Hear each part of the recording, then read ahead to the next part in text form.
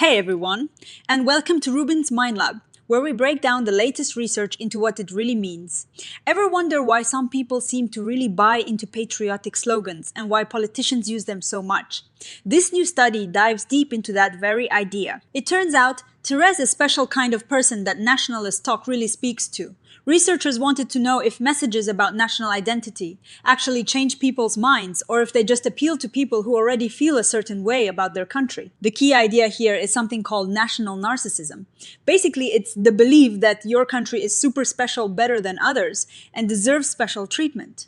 Think of it like someone who constantly brags about their achievements, but for an entire nation, it's different from regular national pride. This national narcissism can sometimes come from feeling insecure. And people with it really want to protect their nation's image and feel important because of it. They might get defensive if they think their country isn't getting the respect it deserves. The researchers thought about how politicians act like identity entrepreneurs. They try to make you feel like they're part of your group, using words like we and us. This helps them connect with people and position themselves as protectors of the nation. Populist leaders, in particular, are really good at this. They often talk about national greatness being threatened by outsiders. The big question was, do these messages make people more nationalistic and narcissistic, or do they just connect with people who already feel that way? So they did 6 experiments in the US and the UK with thousands of people. They looked at how people reacted to AI-generated political speeches and social media posts. Some messages were all about promoting national identity, some rejected it, and some were neutral. They measured things like how persuasive people found the messages if they de-share them. And if they'd vote for the person behind them, in the first study they showed people different speeches. Some were pro-national identity, some were anti-surprisingly. The messages didn't really change how nationalistic people felt. But here is the kicker, people who were already high in national narcissism, liked the messages that promoted national identity a lot more. They found them more persuasive and were more willing to share them. You can see in the correlations here that people who scored high on national narcissism were more likely to say dead vote for the politician, found the speech more persuasive, and wanted to share it online.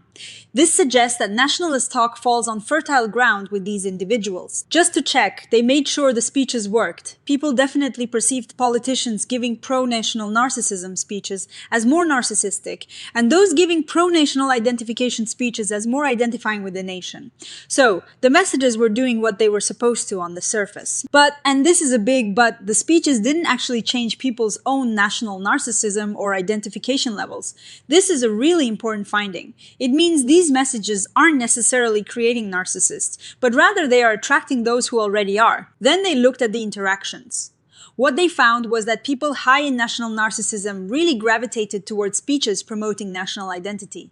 They found them more persuasive, were more likely to share them, and even more likely to vote for the politician. This was true whether the speech was about national narcissism or just general national pride. This graph shows it nicely. For people low in national narcissism, rejecting national identity was more persuasive. But for people high in national narcissism, promoting national identity became more persuasive. It's like a magnet for those already feeling that way. They repeated this, but with social media posts, because that's where a lot of this rhetoric lives today. Again, the posts didn't change people's core beliefs.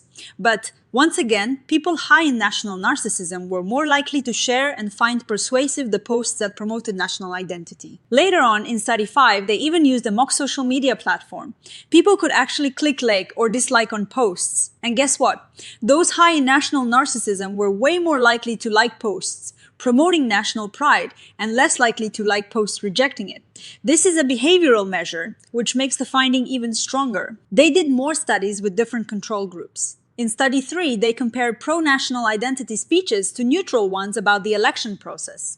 Again, the speeches didn't change people's own national sentiments, but people high in national narcissism were more likely to say that vote for the politician, found the speech more persuasive, and were more willing to share it when it promoted national identity. This figure again highlights how the appeal of these messages really depends on the person. For those with low national narcissism, the neutral speech was often preferred or seen as more persuasive. But for those with high national narcissism, the pro-identity messages really grabbed them. Study 4 added something interesting. They found that people high in national narcissism liked these messages more because they saw the speaker as more similar to themselves and as representing real Americans.